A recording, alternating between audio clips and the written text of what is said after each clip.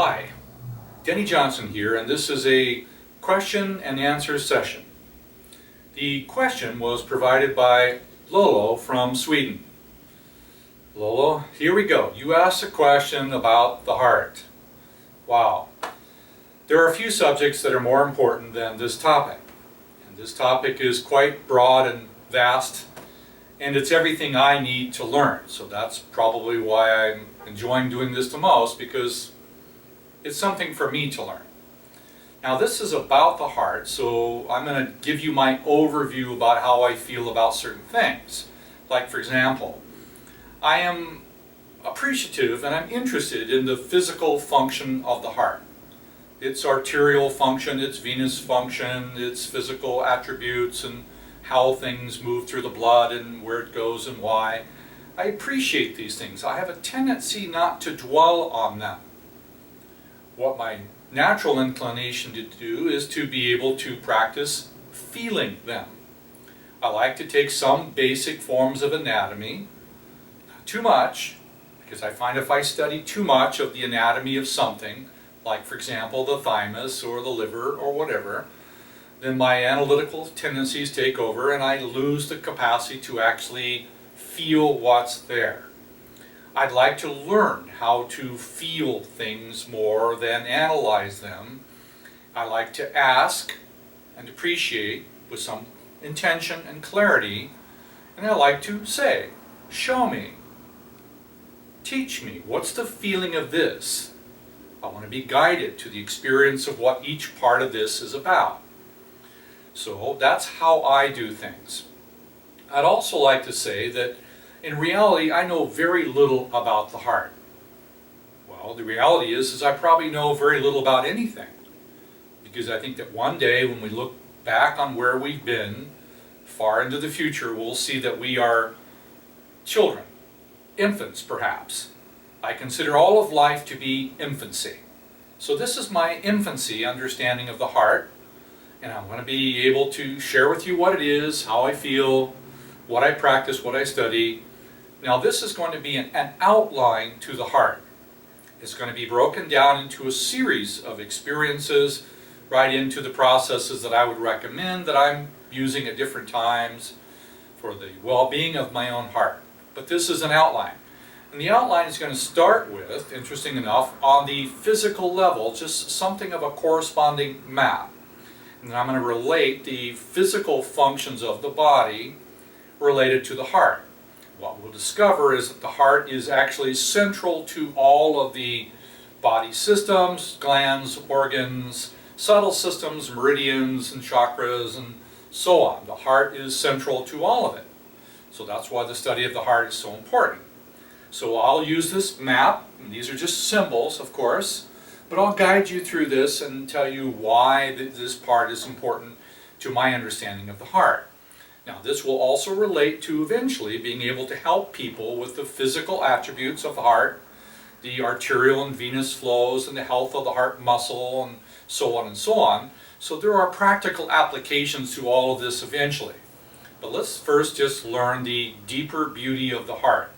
So thank you for your question, Lolo, and we'll press on with this, and I'm sure we'll end up with more questions after this. So let's just do this for a moment. I'm going to go through this from the center of the heart in both directions. This is for me the symbol of the heart. Obviously I'm using a heart symbol. We know that generally speaking the heart is the middle of the body and the chest and so on. In this symbol there are other symbols around it. The first one you can barely see perhaps is a circle. I'm using somewhat of a pink or violet circle. It might be a little difficult to see. But this circle around the heart is perhaps my most compelling or beautiful or feeling experience that I'm really enjoying today. And that's the pericardium. I think there's a lot of things about the pericardium that science is yet to even realize or feel. And we'll discuss what the pericardium really means to the function of the heart from an emotional perspective and also from a soul perspective. So we'll do 3 different levels. We'll talk about the physical level a little bit to give a corresponding place. We'll talk about the emotional level, which has a lot to do with patterns in the family tree, things that affect the functions of the heart emotionally and physically. But we're also going to talk about the soul qualities or the soul attributes, or the primary lessons that are right there for us to be able to access when we choose to access them. So, pericardium. You see this large one above it, like a helmet or a capstone, for me represents the thymus. And that two-part function of the anatomy of the thymus, this place right here, it cannot be underestimated for how important the thymus is for the overall well-being of the heart. What is the thymus really about? Where does it come from? Why does it really exist there? What does it represent? There are wonderful things here, including childlike innocence and many beautiful things that we can learn to be able to feel. I spent a lot of time here, literally months in this one place, wanting to learn what does the thymus really represent to me? What does it feel like? What is my lesson as a soul to have the thymus inside of me? How do I become capable of being able to feel it as a sensing organ? By the way, I consider all the organs of the body to be sensing organs. Something sooner or later I will learn to be able to feel. There are the senses on the outside. I believe that there are senses on the inside. I want to feel these as part of my experience in life. So thus, the thymus. Tell you wonderful things about that thymus, but let's go upward for a moment.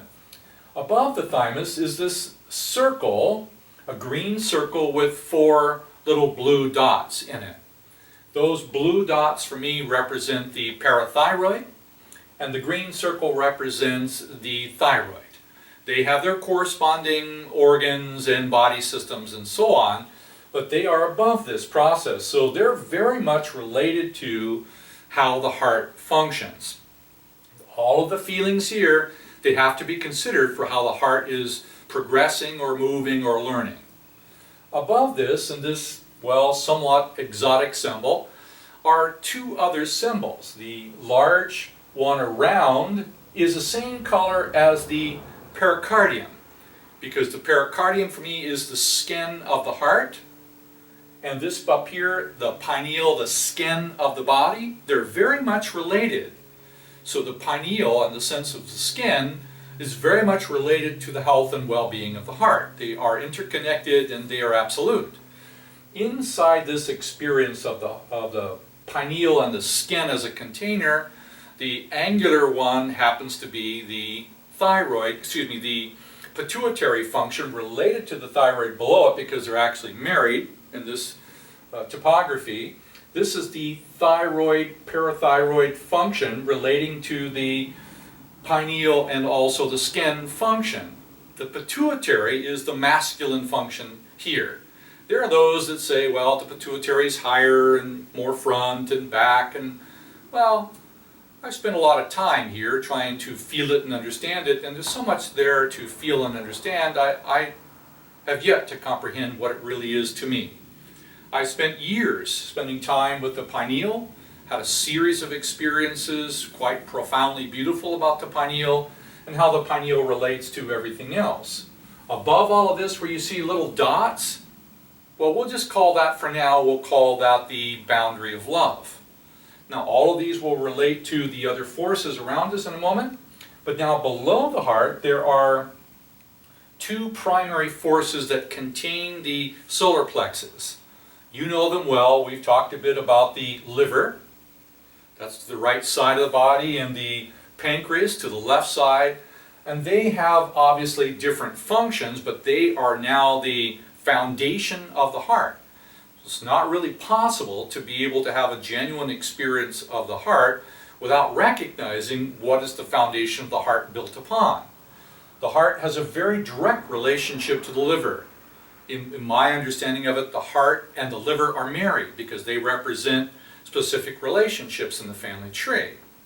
And then the pancreas, I draw this in a different way, because the liver in a solid form, you know that the liver has the capacity to regenerate.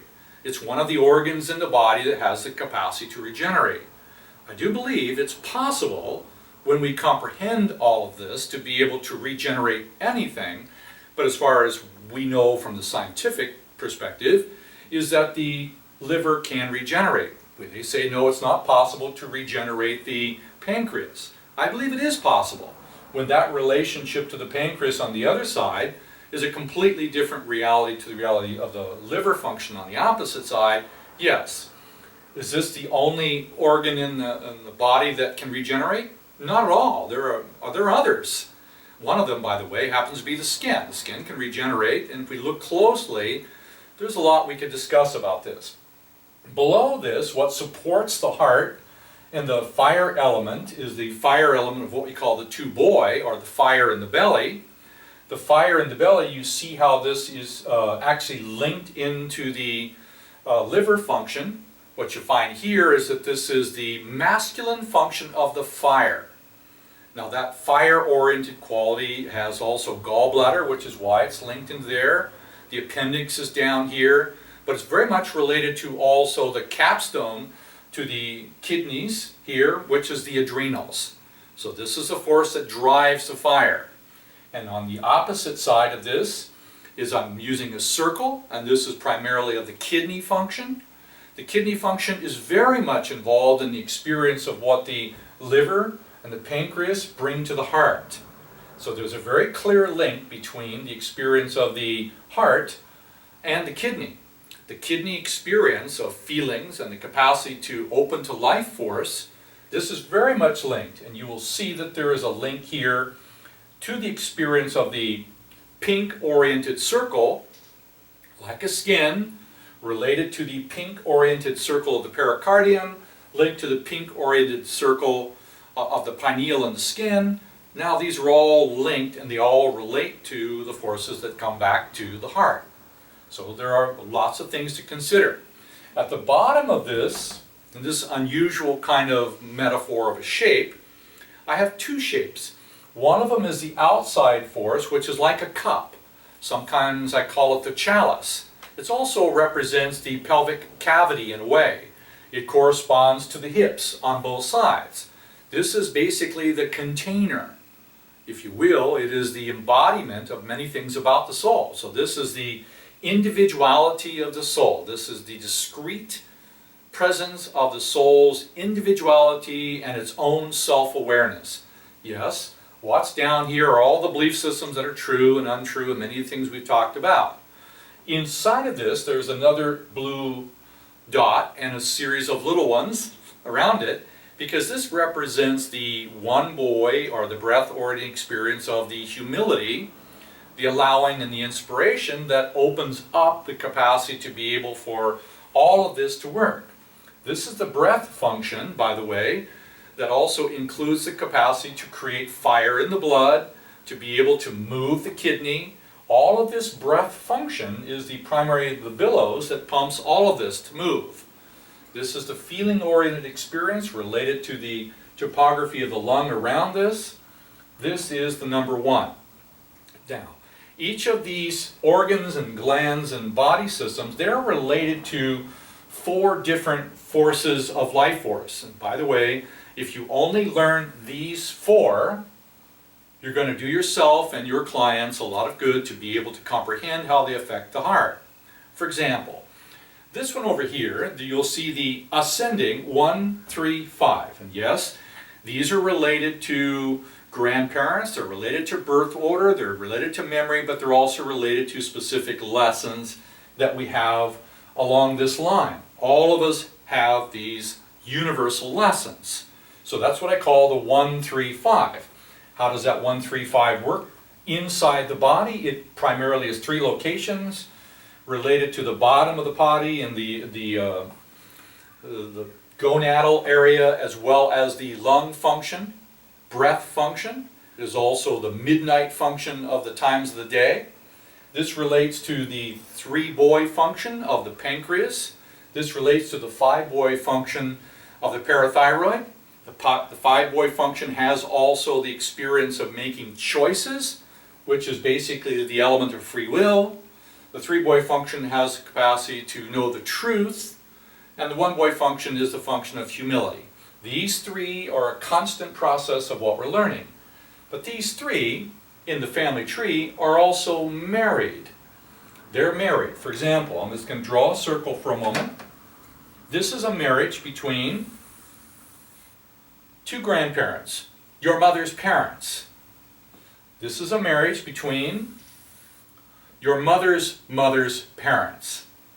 And this is a marriage between your mother's father's parents. These three different marriages, they regulate the flow of life force and the feelings and the breath and the metabolism and, well, a whole bunch of other things, and the experience of the capacity to clean the body. This 6-4-2 happens to be the primary channels of cleaning the body. On this side, there are 6 channels for cleaning the body on this side. There are more on the other side. Being aware of how they work and how they function relative to the heart is a completely important experience. So if I come over to the other side, these two are married. What I mean by that, they're married because they're your father's parents. These two are married. Very important because they correspond directly to the experience of the heart.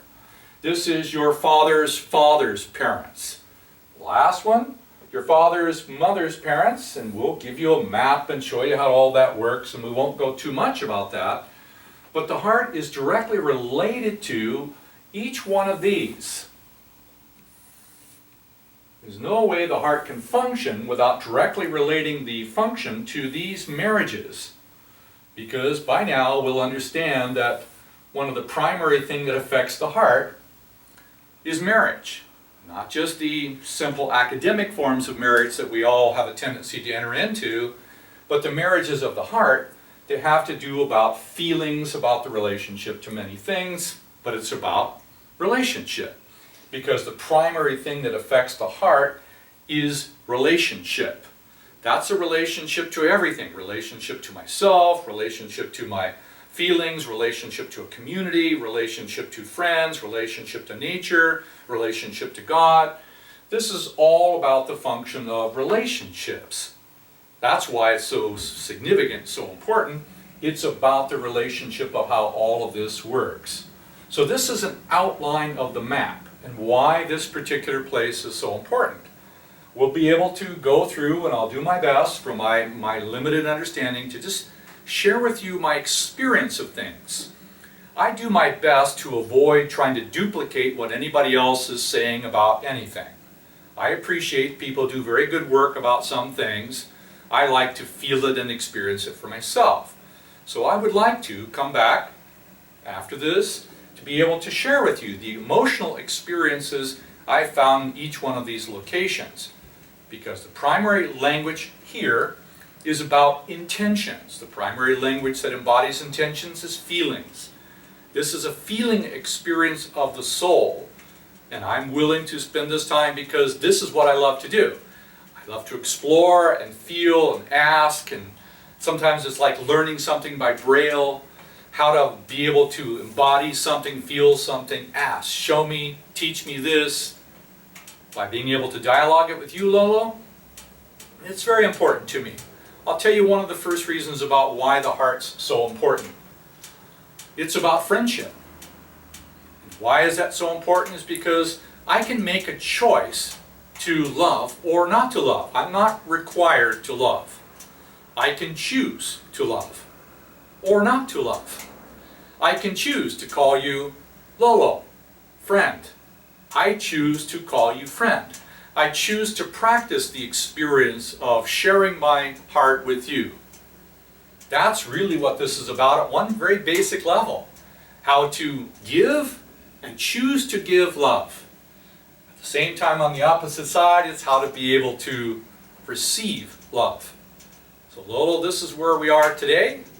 And we'll come back a little later and be able to continue this and go through the emotional processes of these glands and organs. This will be a wonderful journey. We'll be doing it for a long time. So thanks for the question.